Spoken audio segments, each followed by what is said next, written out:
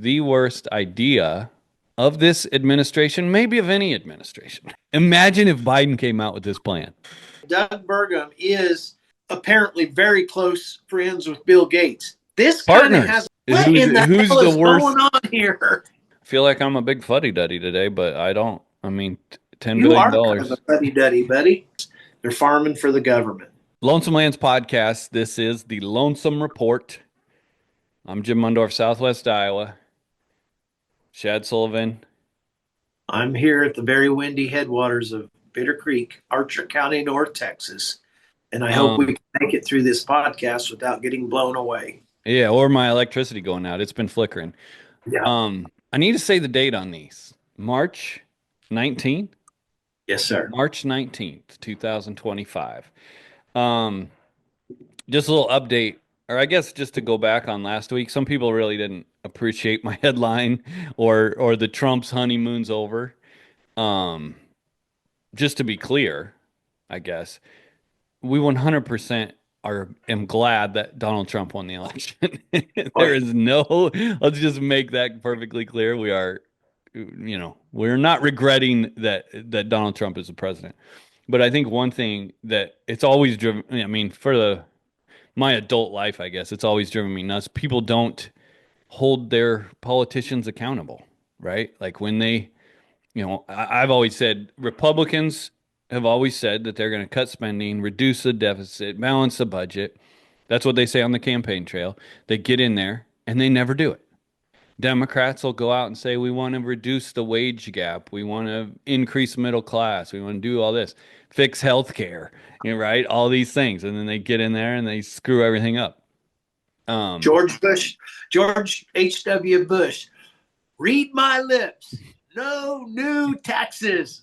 Well, have you seen those Obama clips coming out where he's pretty much like saying has the Doge, like he's like, we're going to cut spending. We're going to, increase border security. He has like the same lines. He's on the campaign trail talking about how he's going to reduce all this wasteful spending. And then they play a clip of Elon Musk or Donald Trump, and it's like the same thing. But to go back, like Donald Trump ran on reducing spending, and now, I mean, they're just more and more spending, it seems like every day. And the Republicans, the reason we talked about that last week is the Republicans passed this bill that's going to increase spending. And so it's kind of like, yeah, we need to, vote for the candidate you think's the best person. And once they get in there, you can't still be in the fan club where you're throwing your underwear on the stage. Right, Chad? That's what I said. I mean, the State of the Union was still a good speech, but it was. But we have to hold them accountable. That being That's right. said, they work for us. We have to hold them accountable. Right. And if you run on reducing spending and you get in there and you just, and then your first month is all about cutting spending and getting rid of all this wasteful spending, and then you come out with these nutty ideas leading into today. Let me find the tweet. Which is what I said is the worst idea of this administration, maybe of any administration. So this is Scott Turner, who apparently is he's the Housing Urban Development Secretary. We need 7 million affordable homes in America, and 20% of America's land mass is owned by the Department of Interior. Today, Secretary Burgum, who is the Secretary of Interior, and I are announcing a partnership between, what is it? HUD. I just did it. Housing Urban Development. Right. And the Interior to identify and open underutilized federal lands for affordable housing. So affordable housing on public lands. And a lot of what we talk about with public lands is their grazing leases to ranchers or national parks or all of these things. I posted under that tweet, Jesse Kelly said, I was actually just thinking about last time I visited Yellowstone. I looked around and thought, man, what I wouldn't give for a payday loan store right now. But I think one of the better responses was Braxton McCoy, who I think he's in either Montana or Idaho.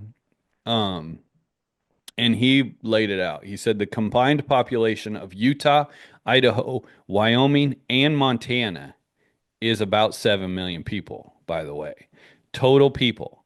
So they want to more than double the current population with low income homes. It makes, what do you think, Shad? I mean, Well, it is first of all, let's mind-blowingly stupid. I cannot emphasize how dumb this seems. And to that goes back to also we're trying to save money and we're going to build 7 million. Like we throw out these numbers because everybody's become numb to it. 7 million homes, double the right. population of Utah, Idaho, Wyoming, and Montana, 4 states. I have a lot of questions on this, but I think we need to start from the very beginning in a factual basis and understand that this is a proposed task force that they've signed a paper that is just going to identify, underutilized federal lands that might be suitable for residential development. Now, okay, so with that said, they're going to create this task force. Okay, paper signed. They're going to create this task force to identify, to really just study it for the most part right now. So that's the first thing. Number two is how do you identify that we need 7 million affordable homes? Okay, that's difficult. I'm not sure how that works. Number three is what who's going to own these homes? Like, are we going to sell this to private development? Is the federal government going to subsidize it? And if they are going to subsidize it and own these homes, it really has the feel of everything I've talked about under sustainable development in a smart city, what we're calling smart cities now, that they're going to conglomerate this and this. So this is very, very strange. Well, The federal government has control over 500 million acres of land, and how they determine that we need all of this, all of this housing, I don't know. But here's the quote that they brought out. It says, "This is about more than building houses," wrote the secretaries in the Wall Street Journal. "We want to build hope." I'm all for building hope. "Overlooked rural and tribal communities will be the focus of this joint agreement." Now, with that said, I agree that these tribal communities need some help. "We are going to invest in America's many forgotten communities," assuming that's the tribal and underdeveloped communities, "as we enter the golden age that was promised by President Trump. This partnership will change how we use public resources. A brighter future with more affordable housing is on its way." I don't understand um, how the partnership is going to change, the use of public resources. There's going to be a huge outcry from both sides, whether you're every environmental. side, yeah. I mean, there Yeah, already is the hunting it's community, the ranching community, people who yeah, enjoy and natural yep. resources, snowmobiling, ATVing, all that stuff. We want to turn it into a But government we must housing. remember, Jim, we must remember that the federal government is not supposed to be competing with the private sector. And housing and development is for the private sector. So that's a problem. But I don't know where this is going. So I'm not going to just say, oh my gosh, uh, this is crazy. I see that there's craziness to it, but I don't really understand the It's initiative crazy, Dad. right now. It seems like a Babylon Bee, like a parody headline. Like your comment was, "Is this real?" And then you commented that, and then I was like, "Is it real? Maybe this is like a joke." And then I went and I saw like congressmen are commenting on it and stuff. It's real, Yeah. But I but still want to have faith in our administration. That's the thing. So that's what well, see, you gotta hold their, yeah. You can't imagine if Biden came out with this plan. That's how you qualify these things. If a Democrat came out and said, "We're going to build affordable housing yeah. in all of public lands," how would you react? You should react the Yeah. same way by being Agree. pissed off and thinking that it is ignorant. to say the least. I mean, there's so much to go through. First of all, Doug Yeah. Borgum, when he was announced as Secretary of Interior, I had Trent Luz on. I'm gonna repost that video where he explains who Doug Borgum is. And who he is a guy who made all his money partnering with Bill Gates. Yep. And over the past few years, as governor of North Dakota, he's been all in on this climate BS. I mean, he had sustainability development goals in his state, all of that crap, up until it was time to, he ran for president and then, didn't get anywhere. I talked about, because I'm in Iowa, we have the first caucus or primary, as most people think of it. And I would get these postcards in my mail where he was wearing leggings and had the whole cowboy outfit on, and he was on a horse. And then you find out he's a computer guy who's partnered with Bill Gates, but because he's from North Dakota, I guess he has some sort of ranching background. But And um, now that you bring Bill Gates into it, you're right. Doug Burgum is apparently very close friends with Bill Gates. This kind of has partners, a they're Bill. partners. Yeah. Like Trent This said kind of on that has a. video, they see him. Bill Gates visits North Dakota because that's where the business is that he invests that's partnered with Microsoft, so they would both be seen like in I don't know what town it was, but in North Dakota. Well, this kind of has a Bill Gates feel to it. Yeah, like you were It saying, that smart really city. I does. didn't even think about that, but yeah, Yeah. I mean, World Economic Forum, it has all those Yeah. feels to it. I know. And people talk about What in the who's hell the is worst. going on here? People talk about who the worst cabinet pick is, and it's like, well, here's your winner. Like, can you think of a single federal land that would work? 7 million homes. Like, where would that be? People have said like the Everglades or, you know, I just don't get it. And the other thing is, why would you move 7 people out? There's not jobs in rural America. Do they think? And I mean, it All goes I back. see in my mind is sustainable development, World Economic Forum, wildlife corridors. This is what I'm seeing in this. I don't Yeah. know. Maybe That I'm crazy. Braxton McCoy posted I forget what he called it. It was like a data center that was built out in the middle of Utah. Um, just as like an example, like here's what they did in Utah. Um, but this goes back into like it's like who would you rather own federal lands, privately held or state held or federally held? Well, if we're gonna have morons like Doug Borgum and that want to just build low income housing on it. Whose idea was this? Was it Trump? Yeah, that's the thing. Like, how do you come up with that idea? And we're like what, 2 months into this Yeah. administration, and Yeah. they run on reducing spending, closing the border, deporting all these immigrants. But now the goal is to build seven. I just to wrap your head around that number, 7 million homes.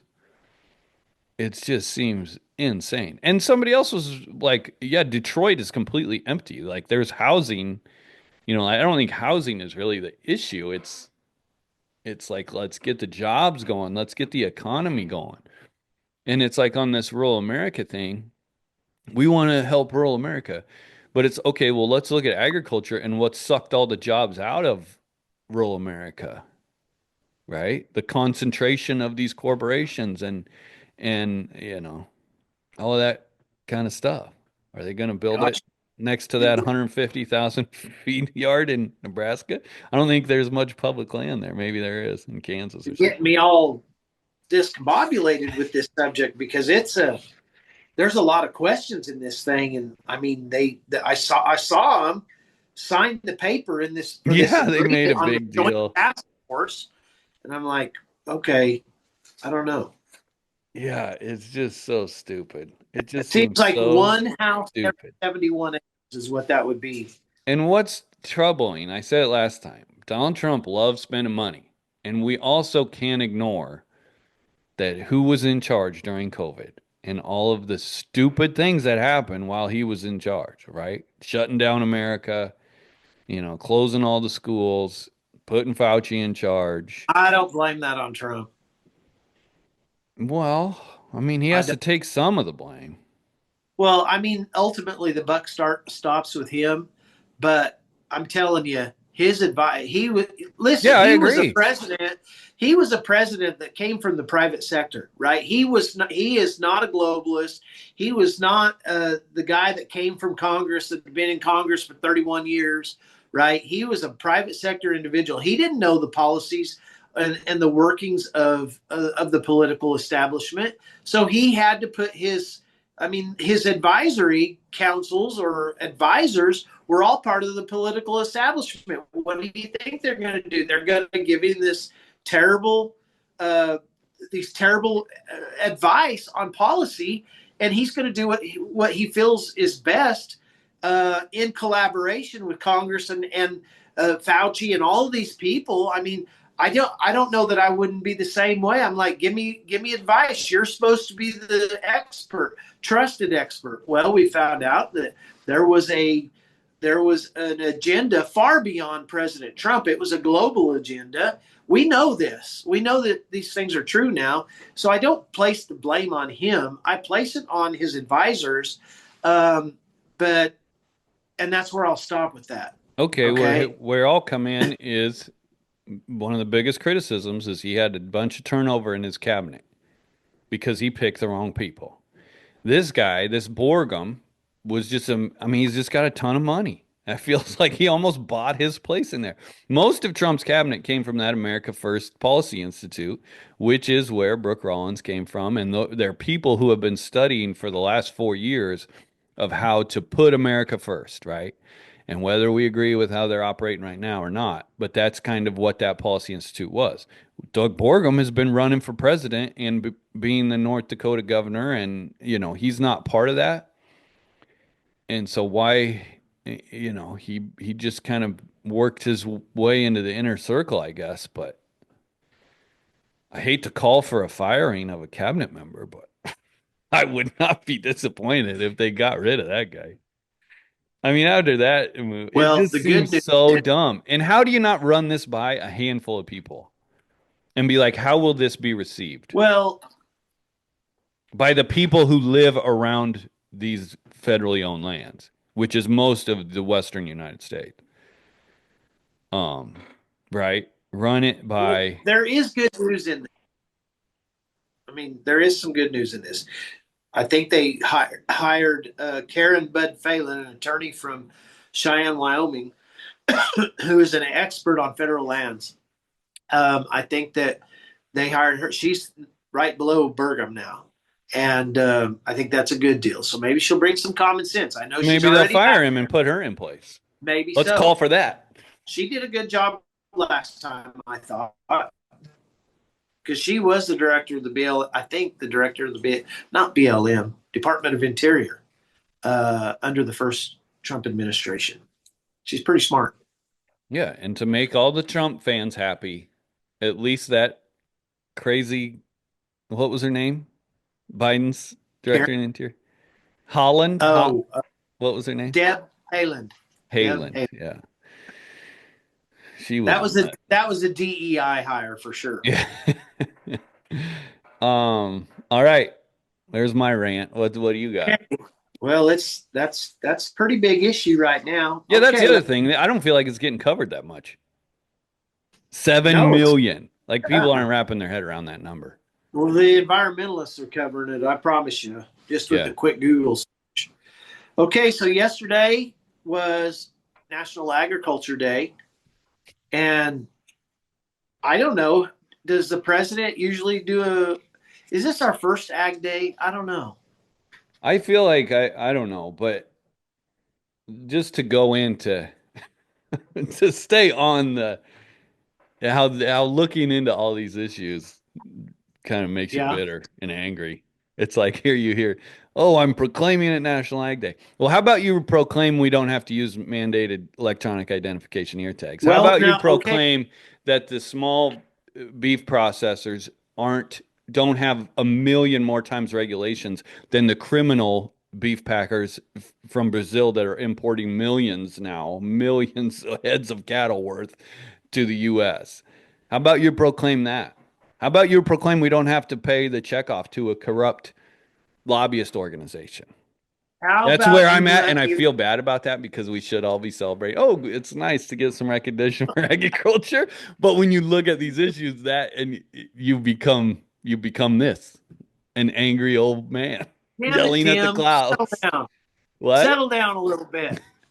Let me read you what he said in his proclamation, which I thought was a very important part of this proclamation. And you're not going to like it totally, but I kind of like it. And it says in the third paragraph, he says, "My administration will strengthen our farmers' competitiveness on the world stage by promoting fair trade practices, streamlining export processes, and expanding market access." I mean, that's something that we've been preaching a lot. Now, take the global out of it, right? On the world stage, take that out of it. But these are good words that we have not heard from the former president, and we have not heard from these trade organizations at all. I mean, this is really something to look that we might have. He, to me, when he writes this, whoever wrote it for him kind of understands that, the centralization has hurt American farmers and ranchers.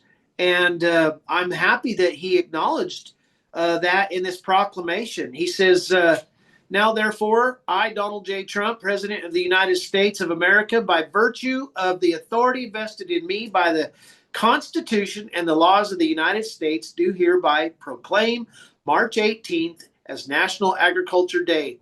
I encourage all Americans to observe this day by recognizing the preeminent role that agriculture plays in our daily lives, acknowledging agriculture's continuing importance to rural America and our country's economy, and expressing our deep appreciation of farmers, growers, ranchers, producers, national forest system stewards, private agricultural stewards, and those who work in the agriculture sector across the nation." I thought that was really great. That I is thought that really great. I'm I glad thought you're here to balance things out. I thought it sounded I'll be good. the Trump. I'll be the one critical. You'll be the apologist. I'm not being an apologist. We're what are we? 6 weeks into this presidency, 8 weeks into this presidency, and I appreciate him acknowledging American agriculture. On the tails of that proclamation, I think they did it on purpose.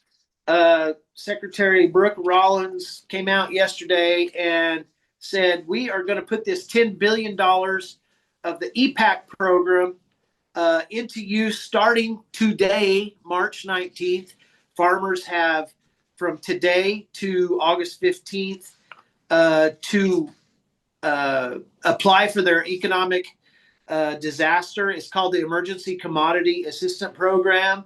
There's $10 billion in funds that have been set aside out of that $21 billion designated for farmers earlier in the year under the American Relief Act, and you'll start getting the way I understand it is you're going to start getting your applications today on March 19th. All you're going to have to do is have proof of your planted acres, and Secretary Rollins said, with clear direction from Congress, USDA has prioritized streamlining the process and accelerating these payments ahead of schedule, ensuring farmers have the resources necessary to manage rising expenses and secure financing for the next year.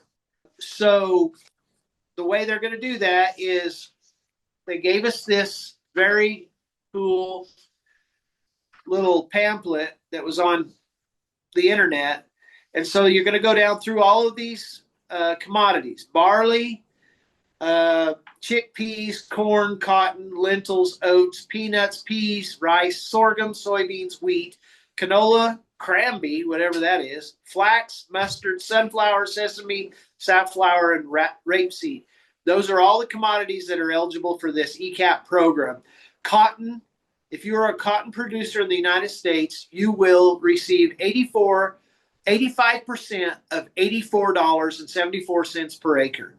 The oats people, $77.66.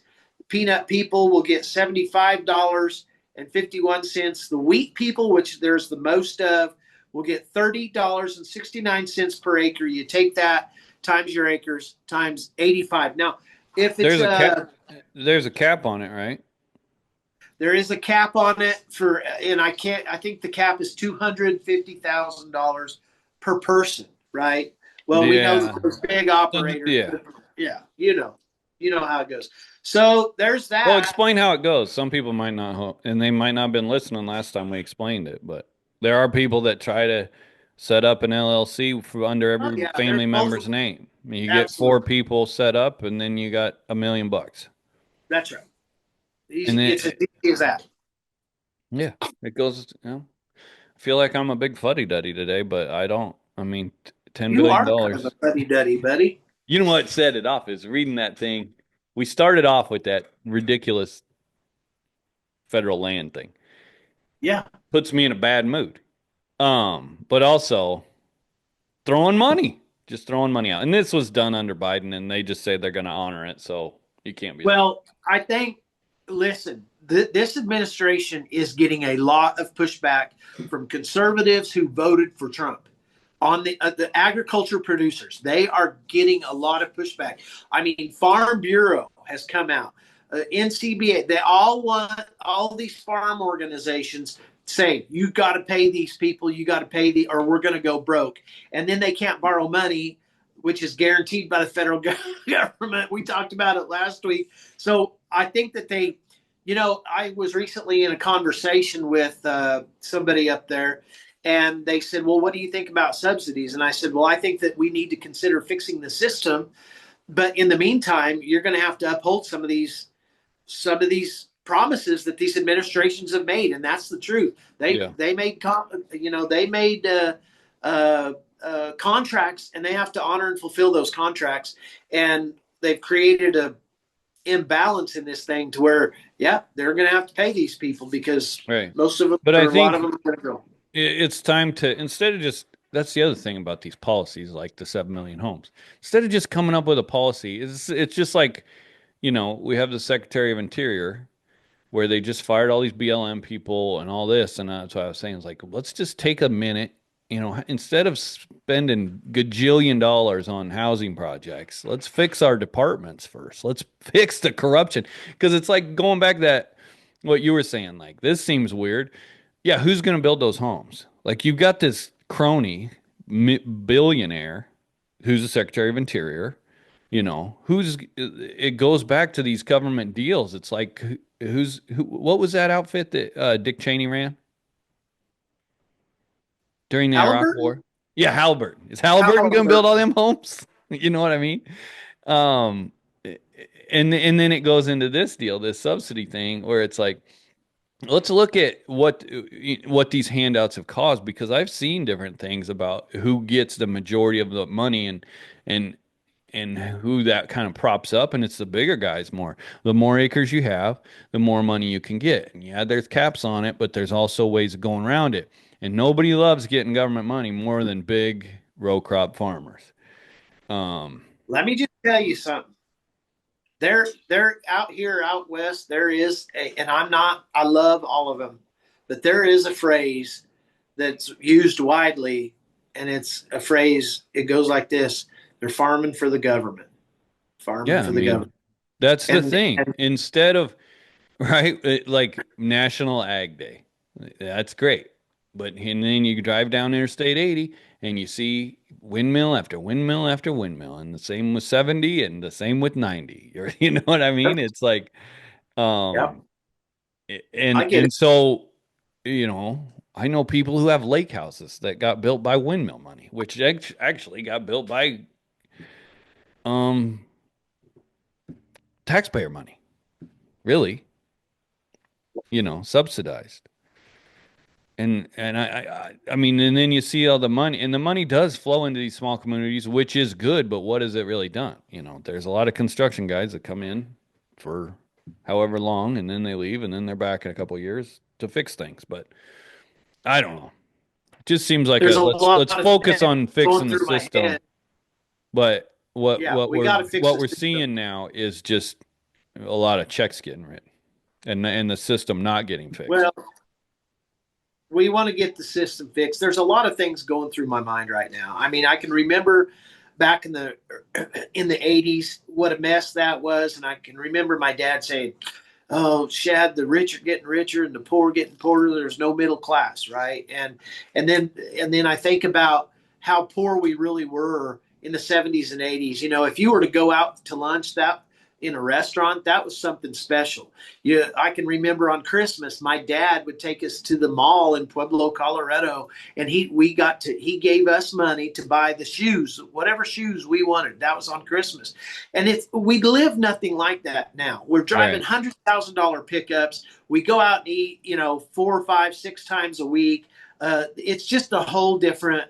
It's a whole different ball game. We're not driving $10,000 tractors. We're driving $500,000 tractors, and this is all a part of it. It's a combination of the problem that has created that, right? And so we do need to fix the system. I can't. It's hard for me to sit here and listen to this this these low how bad these low commodities are, and it is bad. It's bad because everything's more expensive, and we're getting the same thing for our wheat, or maybe $2 more than we did in 1971. That's bad.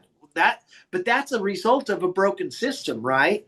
And then those same producers out there are driving $500,000 tractors and $100,000 plows, and so all of this is confusing to me, right? It's just kind of discombobulated up in my mind, It's and confusing to everybody, I think, yeah, because it's not an easy fix. Like, how do we make it to where the government doesn't have to send out however much money they're sending out now every few years just to keep people in business? ultimately, at the end of the day, it's a lack of competition. That's what this is about. It's a lack of competition. It's global corporate control, and we've just become serfs that have a little, what do they call that? I don't know. Have a little incentive dangled in Carrot, front of there it, you go. carrot to keep going. I mean, that's truly what this is. Yeah. Oh boy. All right. What else All you right. got? Sorry. Um, I Hey, do can I? have one thing. Okay, go ahead. I wanted to pick your brain on something since we talked about federal lands. The corner crossing thing was ruled on, and they ruled in favor now. Well, hunters and I suppose hikers and different people are allowed to cross at a corner and not be Yeah. charged with trespassing. Right. I'm not super familiar with that. I know, and it's one of those issues. I'm like, I should learn about this and see how this all started. Do you know how it started? The lawsuit? Oh, there was a ranch. If I remember right, Jim, it's been a few years, but if I remember right, there was a ranch in Wyoming, I think, and Yeah, it was they the wouldn't the let. ruling They was in had a lot Wyoming. of Yeah, that had a lot of federal land on it, and so you'd have a checkerboard. That's the way Wyoming is checkerboarded. The way I learned it because of the railroads, it's checkerboarded. So you'd have these people hunting on federal land, but the people who had the leases on that had also owned the private land right beside it. So they have connectivity control, right? And they weren't letting these people, these hunters and hikers or whatever they are, cross on that little section. And I always thought, it's real. I get the private property rights aspect of it, but I also understand that there's a little bit of pettiness there. Yeah, And, I, that's I what know I for a thought fact too. where all four of our corners in every section on our ranch, where every corner is, you can step across, just step across, right? Right. Not a big deal. And they And if said there's it's millions of acres that are blocked in if you don't allow corner crossing. if you can't, I mean, I don't know what the federal policy or the policy on hunting on that stuff is, whether the private landowners can keep them out. If I lease state land in Colorado, I can keep them out. If it's in the middle of me, I can certainly keep them out. There are areas where they've volunteered to be walk-in hunting and all that stuff. I'm not a hunter, and I'm not going to go hike on federal land, so I don't understand the policies exactly. But I do know that, I mean, my gosh, if there's a fence there, let them build a little 1 foot wide bridge and step over, right? Right. Or I take a think it's, ladder or yeah, something, a step. exactly.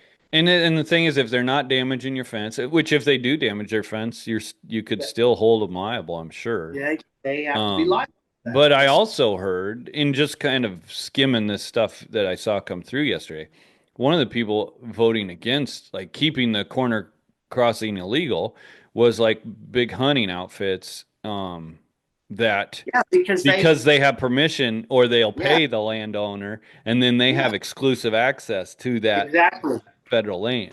So And that's that's big almost money. where I'm like, okay, I see where this is going. That's right. That's It's a big, money big. grab. That's right. It's Yeah. huge money.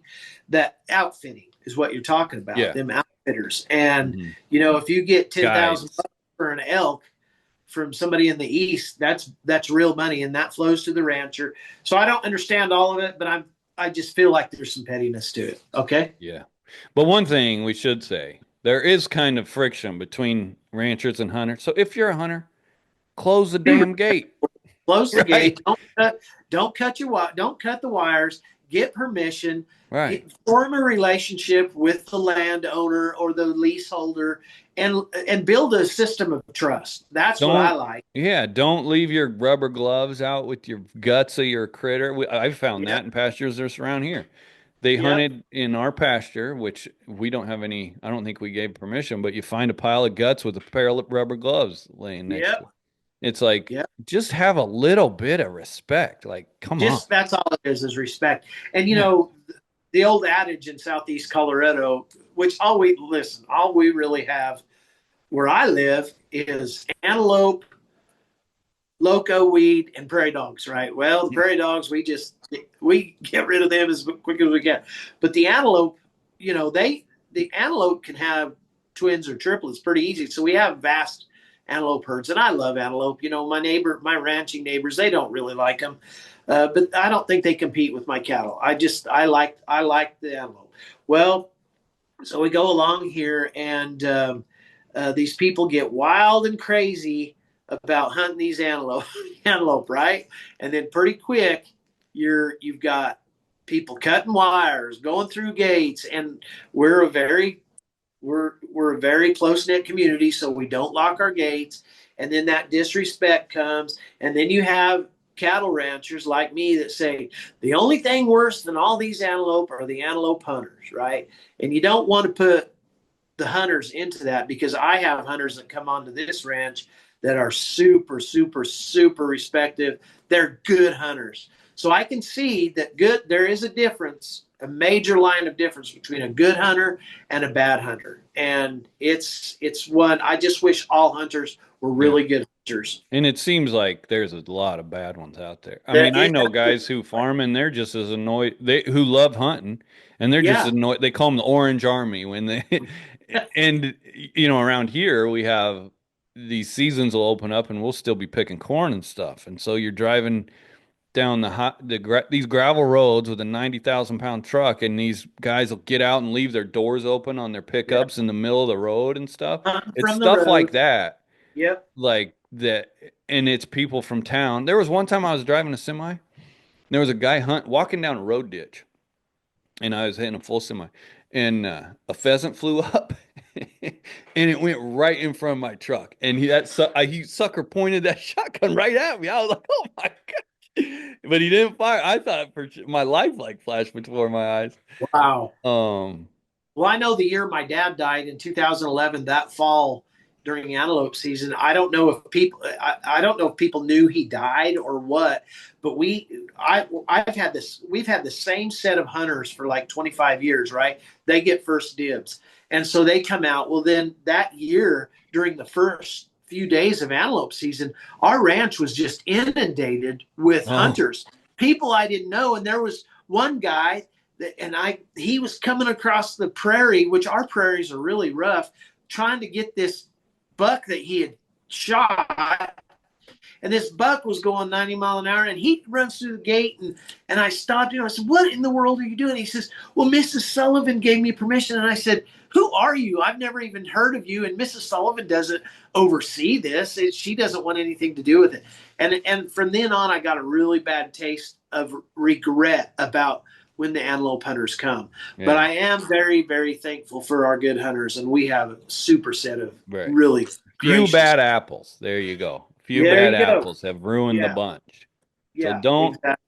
be a jackass if you're a hunter. Here's one. Here's a little bit of news that was sent to me this morning. It's kind of old news from back in February, but as long as we're talking land issues, so I've been preaching to the people about conservation easements, public-private partnerships, all of these things. I've been preaching about the American Prairie Reserve in Montana, and that those people were really wanting more than just 3 million acres in Montana. They want the sandhills of Nebraska. They want the tall grass prairies of Kansas. They want the Osage country. And sure enough, Let's this break that morning, down a little bit for people who don't know what we're yeah, talking about. There's a yeah, nonprofit organization called American Prairie Reserve. They've bought a ton of land in Montana and they yeah. tear out all the fences and they bring in buffalo and they turn it into, you They're know, calling it the American Serengeti. That's what it's okay. called. So they want to bring it back to where it was before the white man showed up. And they don't allow anybody on it, do they? Like it's just Yeah, I think they allow a few educational purposes, okay. a little bit of buffalo hunting and stuff like that. But I think you pay. Right. And so who funds these people? Do you World know? Wildlife Fund, that's funded by the World Wildlife Fund. But on that theme, you and I've been talking about a lot about the Nature Conservancy and state land boards coming together. Well, in Colorado, we've seen a lot of private landowners wanting to get out of the business, and well, the first instead of putting it into a competitive market, the first thing they do is call the state land board. The state land board wants to buy all this land. So that's a public-private partnership, right? So with the theme of everybody wanting all of, seeing all of these places of conservation. Here's one in Oklahoma that the Nature Conservancy bought, 5,000 acres in Oklahoma, and apparently they've got a little bit of land in Oklahoma already, but this is the Red Hill, the Sand Creek Ranch, located in the Red Hills of Harper County, 5,000 acres. It was really bought. It was bought by the Nature Conservancy, and they said acquired, but I found out it was a purchase. And they say it represents an opportunity to support our land protection goal of 2 million acres while securing an intact network of grasslands across the southern high plains. So when we talk about protecting 2 million acres, their goal is to acquire access and control of 2 million acres in the southern high plains. And then you talk about securing an intact network of grasslands. So we're talking about wildlife corridors, all of these things that we've been preaching about a long time. They say that the Sand Creek Ranch has potential to effectively capture and store tons of carbon underground thanks to its vast and interconnected system of grasses. They intend to protect Sand Creek Ranch in perpetuity through a land protection agreement, ensuring this site remains open and wild forever. So that land is probably going to be, through a public-private partnership, perhaps. It doesn't sound like this is exactly a public-private partnership, but it could turn into that it will be open and wild forever. When you talk about a land protection agreement, that's more than likely a some sort of conservation easement. However, I don't know the specifics of this acquisition, but it is just more land being taken off, potentially taken off the tax roll in these states, And right? out of And I think production. I that mean, at times, totally out of production. well, they do Totally. lease, they do run cattle on some nature conservancy land, right? If you have the right politics, that's the only way. Yeah, yeah, they'll allow you on if you align with them. Did you say That's that right. when ranchers want to sell land, they're immediately calling the state board? I've known of two in Colorado in the last 2 years that my friend Gerald Schreiber has told me about. One of them that they wanted to They this don't they family wanted don't to build. They don't look at the sell their land. market at all. They just go straight to the state. Well, I can't answer how that happened. I don't know, but I do know the state land board ended up buying that ranch, and it wasn't connected to other state lands. So, I mean, that Yeah. didn't make sense. Which, I Uh, mean, I feel like people in agriculture hold a little bit of responsibility. We want to sit around and complain about Bill Gates owning all the Absolutely. farmland and American Prairie Reserve owning all the land up there. Well, I mean, it's a free country and people can buy land, but you can also sell it to who you want to. I mean, Well, somewhat, there's no I doubt guess. about that. The problem with that is, Jim, is when you're selling to an entity that has unlimited funds, that drives competition away, right? The producers can't compete with that. The American Prairie Reserve has hollowed out rural Montana because those ranchers cannot uh, uh, compete with those land prices Right. in a productive manner. It just can't happen. So that's the problem with it. You bet. We all have the authority, and we can sell our ranch to who we want. That's the whole foundation of property rights. We can Yeah. sell it to who we want, but it could turn into a problem, as we've seen with these Chinese land acquisitions Yeah. or Bill China. Gates. You know, Yeah. But I mean, it goes back to too, we're in a very precarious time, right? We have all of these farmers and ranchers who are going to be retiring and the next generation is coming up.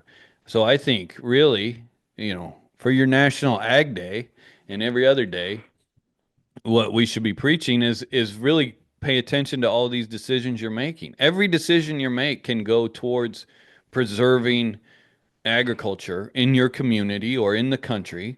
Where you buy your fencing equipment, if it's online or if it's a store down the street, it's the same thing. And if you're going to sell land and, you're going to be dead in 20 years, how many millions of dollars do you really need? Should you sell it to the kid down the road who's, scraping by and begging the banker for a loan, or should you sell it, make some more money and sell it to Bill Gates or the American Prairie Reserve or the state?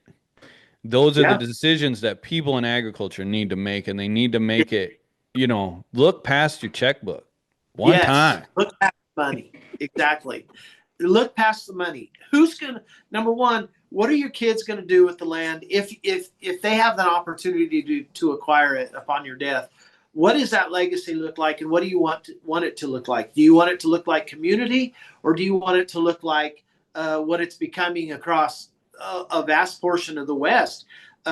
If you truly, and I'm setting my deal up now like this, if you truly believe in conservation, you shouldn't have to be incentivized to do that. If Hmm. you truly believe in conservation, then you set your deal up how you want it upon your passing.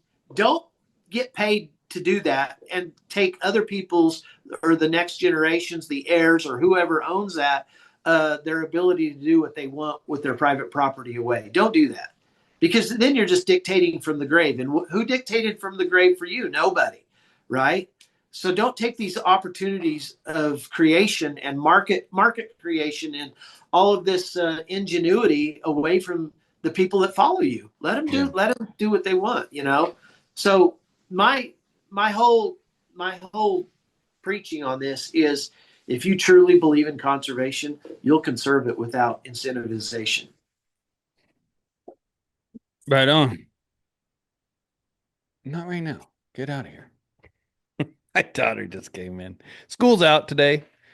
Ooh, Um, anyway, what else you got? that's about all. What about Harriet's podcast? I told Shad we should both listen. Harriet Hageman, was that retweeted by Elon Musk or somebody? I don't Some know. She Elon, had somebody sent me that of Elon's, but I listened to the whole podcast. Marshall, somebody Winston Marshall. podcast. You don't know him? Winston Marshall. Mumford and I Sons? Do you don't. know who Mumford and Sons is? No, sir. I love little pop culture for Shad. Mumford and Sons is a band. They were like a Okay. they were like a folk band. He was a banjo Okay. player. I liked them when they first came out and they were playing this. I was like, man, they're good. And Um, anyway, do you know Andy? It's NGO. He's an Asian guy. Do you know who Okay, that I've heard is? that name. Yeah, he's from like up in Seattle, and he would report on all these Antifa guys, how Antifa's destroying Seattle and Washington area and Oregon and all that, with these riots and stuff. And he's been like attacked. They Okay. threw like physically attacked, and his life is threatened constantly. He wrote this book about what a bunch of scumbags Antifa is, I think. And then this Winston Marshall, who was part of Mumford and Son band, was like, he tweeted one time, "Hey, this is a really good book." And he got canceled. Like it was back in the height of like I think BLM, Black Lives Matter, I mean, and and all of that. And so all these people came after him.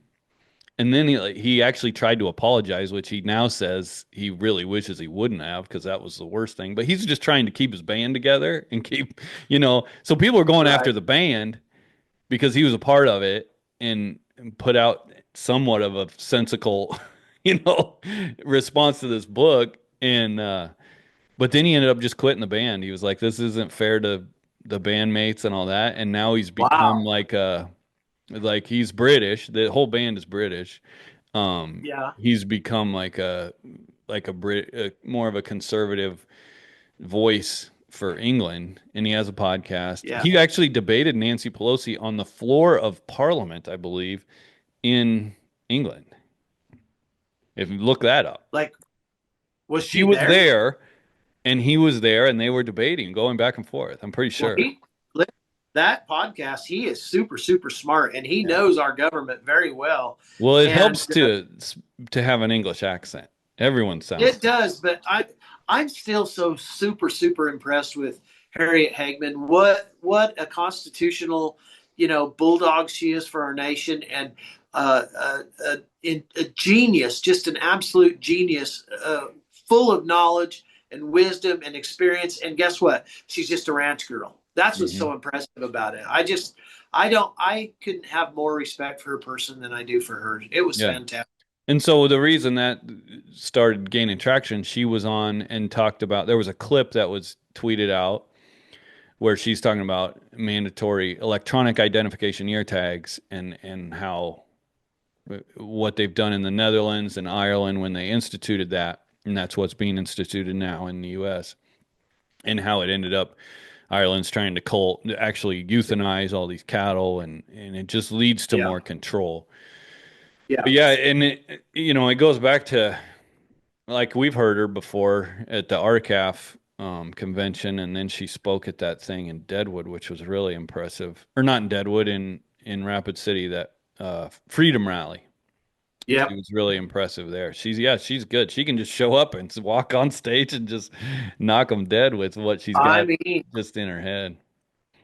she is a great constitutional lawyer, and When's she I've gonna heard be Secretary of Ag? That'd be a good one. that would be phenomenal. Actually, Anyway, listen to I have a Mumford and special Sons. You place should check in out my Mumford heart. and Sons.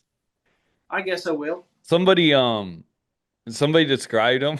It was a comedian, I think. He said they sound like a sad hayrack ride. And I was like, it sounds like a dig, but I'm like, yeah, they do. That's like exactly what I want to listen to. A sad hayrack ride. I'm writing it down. Oh, you want it and to go along with Dust Bowl Dance. Look up Dust Bowl Dance and read those lyrics. It's straight Dust out Bowl of Dance. kind of it's a song that kind of reminds you of like Grapes of Wrath or something. It's about a guy losing his farm. Dust Bowl Dance, Mumford and Sons. There you go. But to go back to EIDs, should we get into this thing I sent you this week? I'll read an email I got. Um, I'm not going to say the name, but hey, Jim, I'm I'm a trying to figure rancher out what. in what's that? Go ahead. Hey, Jim, I'm a rancher in West Texas. I'm against mandatory EID tagging. Last week, we bangs vaccinated heifers. So, bangs vaccinating, brucellosis vaccinations, all of the animals you keep for breeding, you have to bangs vaccinate them. In the past, gotten a little metal tag from the vet, right? Correct. That, yeah. and it has a number on it and it gets recorded. So we have an identification system, and it's mainly for brucellosis. It said the vet showed up with EID tags. He told me that is what we have to use now. Looks like the government is going to use vets now, and we know the vets won't fight it. I did not know this was happening until now. Um, have you heard of that happening? Which Did you part? lock up there for a second? I thought you Well, were froze. which part? The vets are bringing out Yeah, EID tags for Bangs of vaccine. course, of course. That's all the vets are going to have That's all access they're to. going to use? But That's the all they're going only to have reason you access. should have to have an EID tag is to cross state lines. So if you're keeping your cattle intact um on your Not place, the end goal. Not I the end get it. goal. I get it. But I didn't So know the only they way you are could no. I Bangs think vaccinate. yeah. I think in South Dakota and North Dakota, they're not even or somebody from South Dakota can surely comment on this. I don't think there's any metal tags left. I think it's all these tags. Well, one of them Vigs had a picture where he was Bangs vaccinating with metal tags. Metal He tags. had I metal know. tags laid I out, know and it he was. had some caption of doing it the old-fashioned way or something. Okay. Well, I know that at one point in the last 6 months, one state was out of metal tags and they couldn't get any, and they That were was forced South to use. Dakota. That's what I thought. That was the Kathy Fortune. I think she put it I that, but I thought she said that they have ground in Nebraska or somewhere that they're going to have to cross state lines, Yeah, and they sure. didn't There's have a lot of EID people. tags to use. So I didn't think it was just straight Bangs vaccine. I thought it was. This seems like information we should know. So apologies for being completely uninformed, but here Well, we'll throw it out but there Jim, and the whole point of this is they're going to use that EID tag for the new Bangs tag. They're not going to make them metal tags anymore. yeah, right. That's what's coming for sure, right? It's Yeah. just odd that you asked me about this because I just had a lady call me last night, and there's a bill being introduced in Texas that basically is a precursor to the EID system, the RFID system.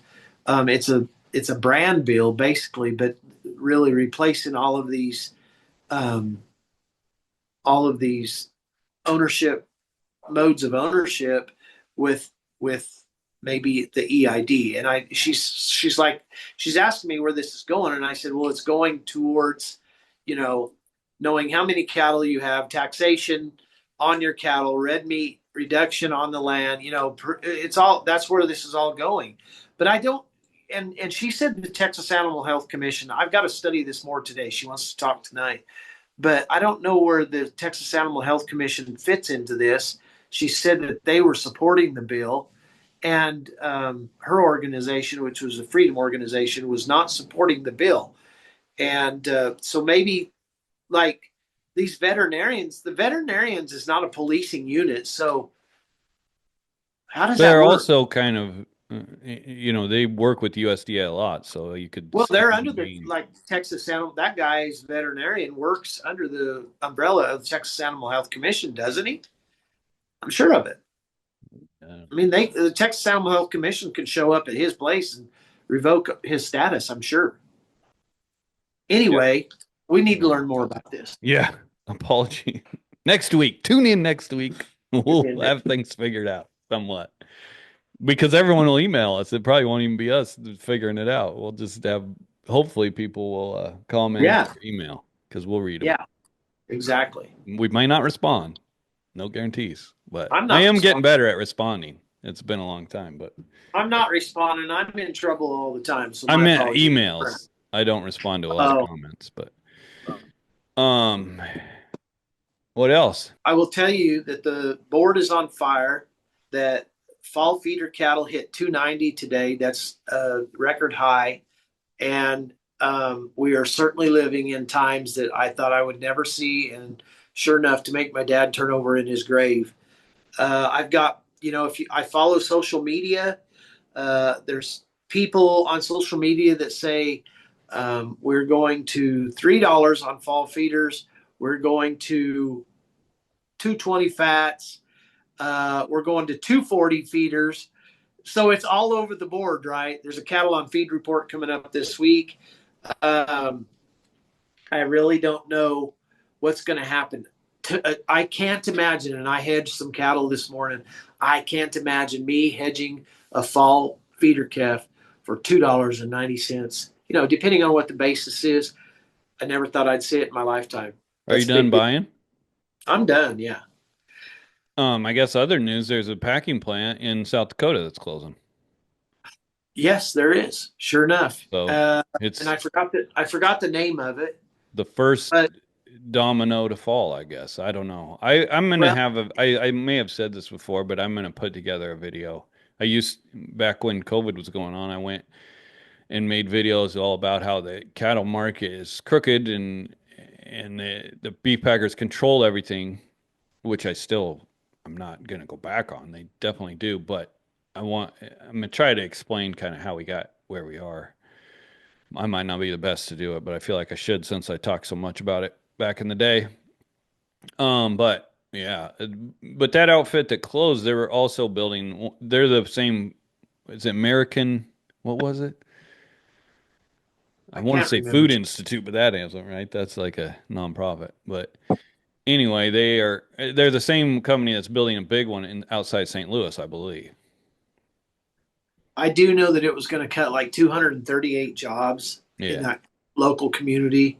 It's a big deal. And it was kind of an older one. I mean, packing plants closed. They get old and outdated. The question is But what will they do with that plant? That's the question. yeah, and you know, the big packers aren't going to close up. They're going to keep going, but it puts a ton of these prices do put a lot of pressure on the little guys, and those are the ones we need to watch out for to continue. That's right. Also, I guess to bring it full circle, we should be looking at more land to run cattle on and increasing the herd size of cattle so we don't have such a precarious position. I mean, everybody loves high cattle prices, but I would like to see the number of producers go up, right? Last time we Me talked too. about 650,000 fewer cattle. And so instead of maybe building 7 million homes on federal land, we can get rid of some wild horses and move more cattle in. There used to be a comment by all these cattle barons, and they'd say, "Back in the day when we made money." And you know what? When the cattle people really got rich was back when there was 1,400,000 producers across the land. That's when they got rich. And Hmm. there wasn't a centralized theme. There wasn't a centralized theme in our food production. It's a big deal. Yeah. And Okay. money's definitely being made, but people are still quite wary of Well, what's are you going on. are you sure money's being made? Yeah, cow calf guys are making money. They're making money. When you're selling cows Listen, to don't people like you at for $4. don't think Calves, their I should. their costs have increased as well. Oh I yeah, for mean, sure. And land prices these and aren't. everything. I'm not going to tell you that these are windfall profits. They're profitable, but Hmm. these aren't windfall profits. Right. Um, what? Oh, I was going to talk about that wild horse deal. One thought I had after one of our podcasts, because we were talking about how the Pioneer Woman, we were going through usspending.gov and seeing who makes money. And the Drummond Ranch I think it was over 5 million bucks. So the Pioneer Woman's ranch makes a bunch of money from running wild horses, which we're not, I mean, I guess it is kind of critical to say that they're doing that, but I mean, somebody's going to do it, right? Um, Right. but I was thinking to help out, maybe she should come out with the horse cookbook. She made all this money off of cookbooks, right? Let's combine the industries. The wild horse, they're feeding all these wild horses. They could put a platter processing plant right down there in Pawhuska. They got them all right there. And then we start cooking up some horses. I hate to say that. I love horses. But I will say my kid's babysitter tried to go down and eat supper in Pawhuska, and they closed at like 3 o'clock in the afternoon. You're kidding. The Pioneer Woman Cafe or whatever. They don't even stay open for supper time. I'm surprised. What I I've been heard. there one time. I took my wife there, and it was good. I mean, it was a nice store, and I'll give her credit. I think she saved that town. They saved Pahuska. Well, it's time to put some horse on the menu. Chicken fried horse? Would you order No. it? Listen, I can euthanize animals, but I can't euthanize a horse. If there's a horse out there with a broken leg, I call my vet. Yeah, Or, I've never I done just it. can't. I can't do it. Yeah. All right, man. History, Lonesome History segment presented by Lonesome Lands merch. We don't have it. Or MundorfHeritageBeef.com if you want to buy. Here, I brought in t-shirts. And thanks to Jeremy who ordered something and made me realize I'm about out of medium, so I'm gonna reorder. I've never decided where I'm gonna go on this merch deal because it's kind of a pain. Stay lonesome, folks. That's my favorite design. If I can get in there. There you go. Um, I don't wear a ton. I should come on here with a t-shirt on one of these days. Show people how good it looks. But Well, anyway, you better let somebody else wear it. hey, to go back, bring it full circle. We're building 7 million homes on federal lands. How are we gonna stay lonesome? How would the the lands will not be lonesome anymore, Chad? I know. Um, I know. anyway, just kind of a saying that meant to stay, get out of town, get out in the open country, I stay think it's lonesome. great. Yeah. Anyway, Sometimes I yearn to be lonesome. Sometimes I just want to get away from everybody. yeah. Well, we're lucky too. Remember that. All right, lonesome history. Take it away, Shad. This week Well, it's what are we going Shad's to talk thing. about? What Huh? do you want to talk? I thought you were going to do the. So last week we talked about, I think I brought it up incorrectly.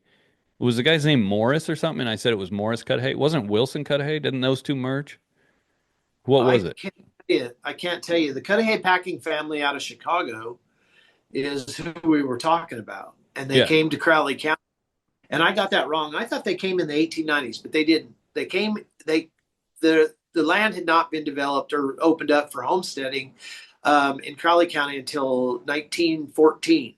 They came in 1913 without the understanding of that the land was going to be homesteaded, right?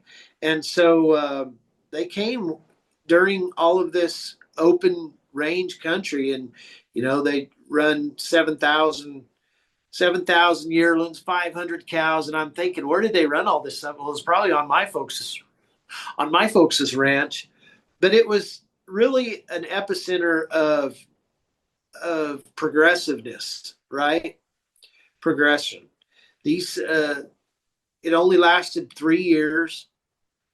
Uh, the home site, it was like a small town. They had their own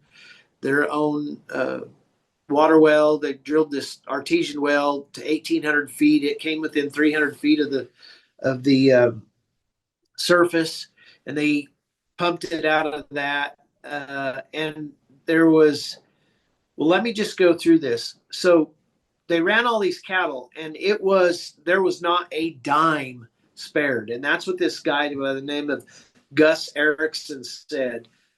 He said there was never a dime spared. I went to work as a cowboy for Gus, or the ranch foreman was Gus, and he said all this stuff. But this guy by the name of Hadley, he says I went to work as a cowboy for Gus in the spring of 1913, and it was soon that the first big herd of cattle was shipped from Old Mexico and unloaded at Manzanola, Colorado.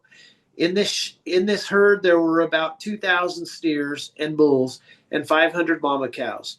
3 cowboys were sent to drive them to the ranch. The men were Gus Erickson, Empress Dennis, and myself.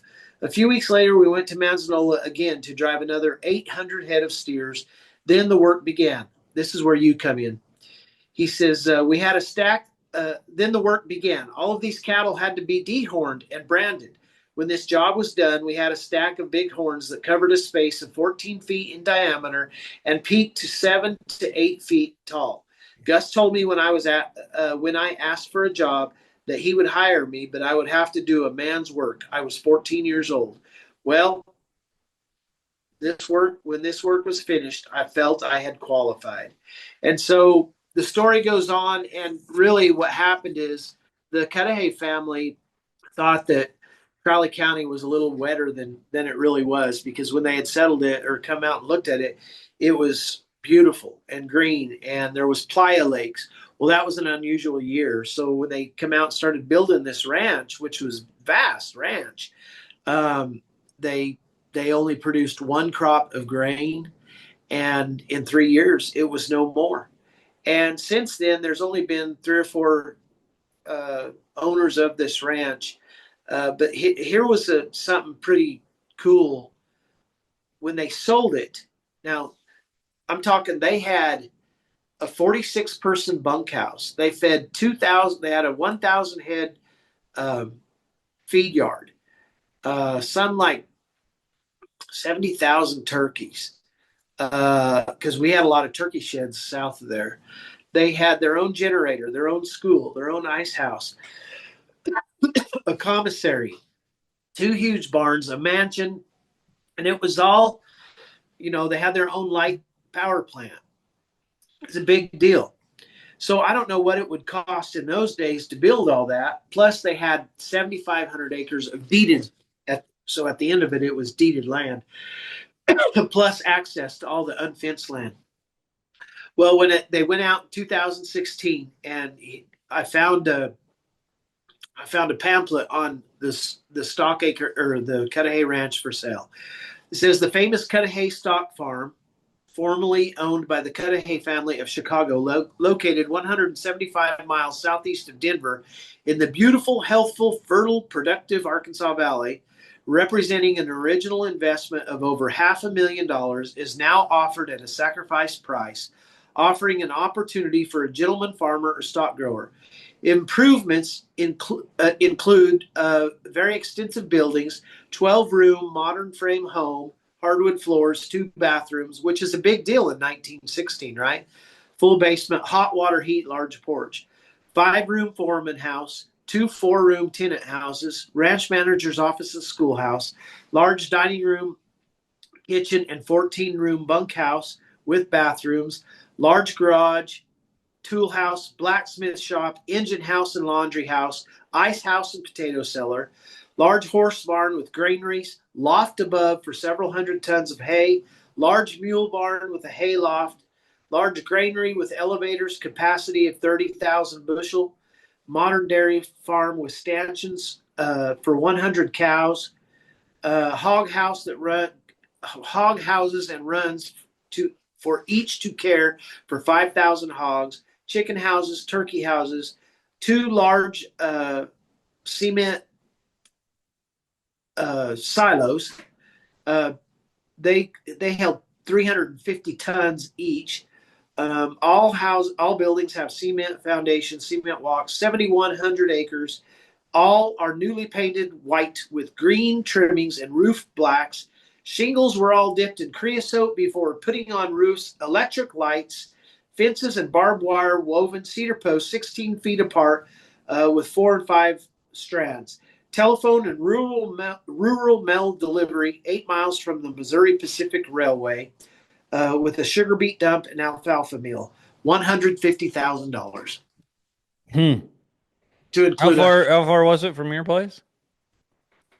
it's just 8 miles down the road. 8 miles? Huh.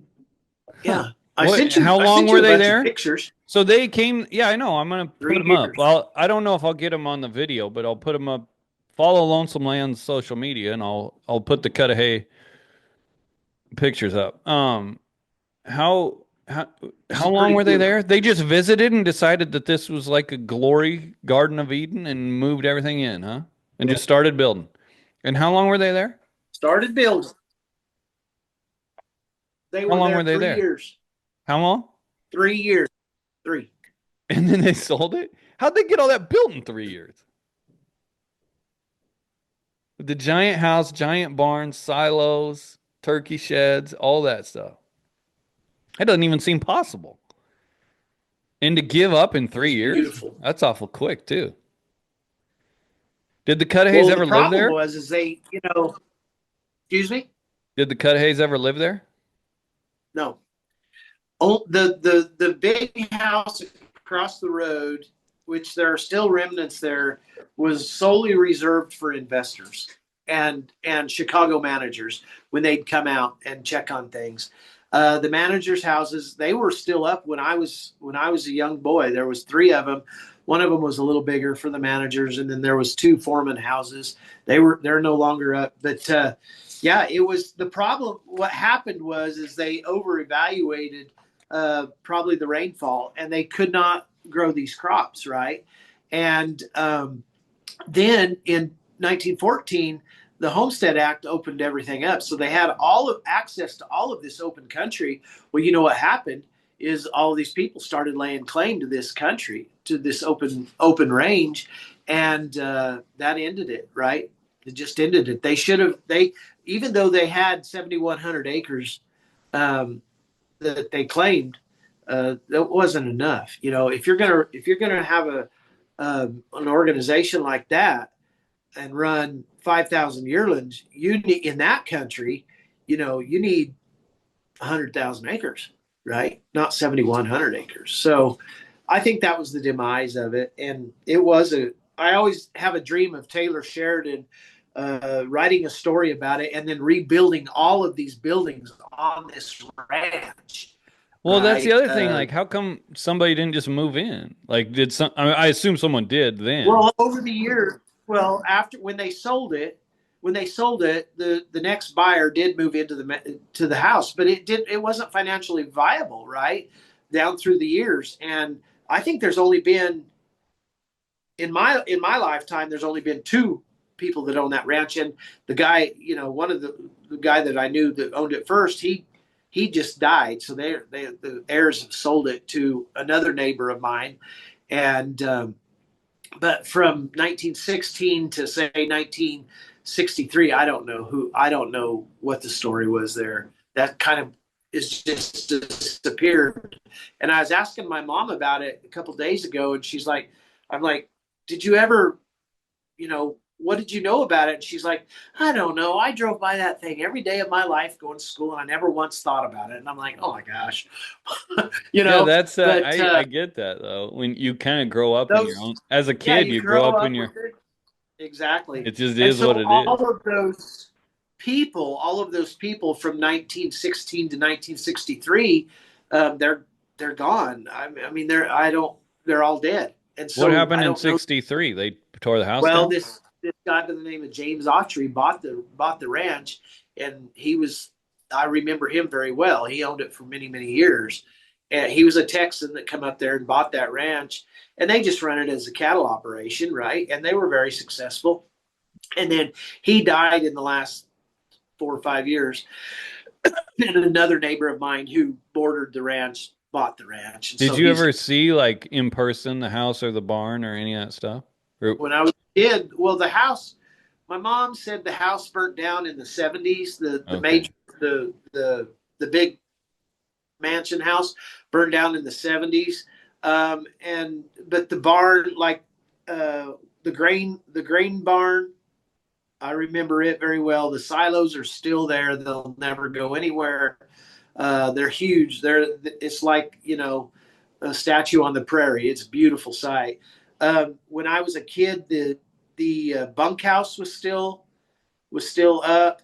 The foreman's houses, the ice house, and the blacksmith shop were still up. They've all been since uh, tore down. And then the mule barn that had the ramp that went up into there where they could unload that feed. It all that was ever there when I was a kid was the foundation, and they have taken half of that foundation, but they left the ramp. So that's what's there. The entrance gates were solid. They were solid 12 by 12. I have no idea what kind of wood it was, but they're 12 by 12, and they put them in the ground, 16 feet apart, and they had gates across there. Those two entrance posts are still there, and That's that's cool. so yeah. You come out to Colorado, we'll get permission from the current owner and go look at it. Yeah. Make a video over out there. Yeah, it's pretty cool. Um, yeah, There's but you talk about Taylor Sheridan, so I just looked up Cudahy because I wanted to see which of the other Packers eventually, because I knew there was a something Cudahy. It was Armor. So yeah, what eventually didn't Swift take over Armor? So it all kind of yeah. The Cudahy deal is now Swift, right? yeah, Or not, or it was Swift. Now it's not. Swift and Armor. It went right. to Armor, then it went Swift and Armor, and then I don't know how it all goes down the hill, but that's exactly right. But I have a lot of like antique um, uh, pails. They used to put lard in those little metal pails, and so I find those a lot in antique stores, and it says on their Cudahy beef packing, Yeah. and I got one that says calf brains, Cudahy beef packing. That's pretty cool. So, and I do have. There was a windmill there that pumped from 300 feet, and I do have the tail of that windmill right here in Texas, leaning up against my house, and Oh, that huge, huge it's against tail. your house or your bunkhouse? My bunkhouse. Yeah, I've seen that. Yeah, That's I cool. need to hang it inside here so it doesn't get stolen or lost. But it's pretty Yeah, neat. that is cool. Yeah, but so I Googled who it would be, but it was Armor Cudahy, but then it comes up Cudahy Mansion in Omaha, Nebraska. They had a Really, mansion like here 30, 40 miles away from me. And Edward Sr. was the wealthy owner of Cudahy Packing Company. His son, Edward Jr., was kidnapped on December 18th, 1900, and they ended up paying the ransom and getting the kid back. I have actually read that story. Wasn't he Yeah. kidnapped through a window? Well, it is said to have influenced many succeeding kidnappings, including the Lindbergh baby, Okay, Bobby Greenlease, and Marion Parker. I think Lindbergh baby went out the window, what was but out the window? they came and got him out the window. Um, but yeah, it said the Cudahy's were kind of primarily the driving force behind Omaha Stockyards. They were the first big plant here, apparently. I So, think that oh, the and speaking, Arkansas Valley. The Arkansas Valley was very, very fertile back in the day. I mean, we in Crowley County, we farmed magnificent farms in Crowley County on the southern end of Crowley County because we had water and very fertile soil. And I mean, we grew everything from tomatoes, cantaloupes, watermelons, turkeys, chickens, had vast orchards, corn, all of it. And so I'm sure that's what that was their incentive to come out there. And I read a little snippet in this other history book. The manager went and met. They hired the manager came out of Chicago, and they hired him without him even seeing the place. And so when the foreman went to pick the manager up off the train at the depot in Fowler, Colorado, they had a Buick and they called it the Ranch Buick. Now this is in 1913. I didn't even know they had Buicks back then. right. But he said they drove over. He said they drove over to Olney Springs, which is about 8 miles, and that was a different railroad. And he said we pulled the Cudahy family had bought the new ranch manager a brand new Studeville, I think, and they got it off the Studebaker. train. Yeah, Studebaker, and they got it off of the train and unboxed it. They started it up and they went to the ranch, which I thought was pretty cool. Probably the only two cars in the county in Yeah, I 1913. would say definitely. Yeah, definitely. That is a wild story. 3 years. I still can't get over that. How come you couldn't hang on for five? It's like Yeah, maybe a rain exactly. cloud would swing by once in a while. I don't know. But it goes back to that big die up that we keep talking about in 1886. People didn't know the climate.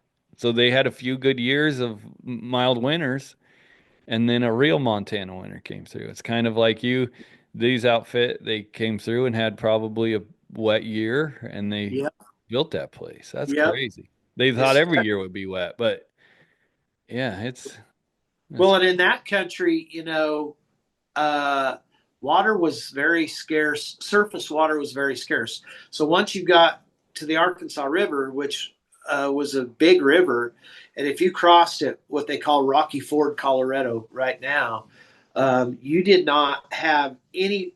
aside from a few springs between there and Deer Trail, Colorado, there was no surface water. I mean, there was a few springs. In fact, the lake, the lake that they built on the Cudahy Ranch that had the dam a half mile long and 100 feet wide. It was a rock dam. They brought all the rock in. They said they hired 100 black. I get they wouldn't be slaves. They hired them, and those guys spent all summer and built that dam. And to this day, that dam is unbelievable. It's very cool. But it was a playa lake before the ranch, and it was called um, Antelope Lake. And just 3 miles northwest of there is Antelope Springs, which is on a place that I lease. And that those springs were famous for watering the Indians and bison, and it was right there beside that story I told you where the gal got hung in the tree and was scalped, you know. So there is a lot of cool history there. All right, man. This might set a record for longest lonesome report. Sorry, bro. No, I like it. It's fun. And before we go, thanks for sticking with us. Shad's microphone is on his way. I got this new fancy thing. He's gonna have one next week. Thanks for hanging with Shad's bad audio for however long we've done this, but it's time to get him a microphone and set up to where we'll sound I feel like silky you're smooth. What's that? I feel like you're spanking me For what? for not having a good microphone. No, it's not your fault. It's just we kind Hey, of I'm it's also how we getting operate. We just started this thing on a whim and just rolled with it and never. yeah, I'm also getting good internet out here at my bunkhouse. So Are we're you just watching my lights flicker? yeah. They've been flickering the whole time. I'm surprised the internet stayed on. I don't know. Well, you froze up twice is all. Who knows? Maybe we didn't even record it. What if that happened? Because how is the electricity going on and off, and my router's not going on and off? It says recording still, but we'll find out. Stay tuned. See you next week. Go to lonesomelands.com, click on subscribe, or click on store. Buy yourself a t-shirt. Buy some stuff. Adios. What in the hell is going on here?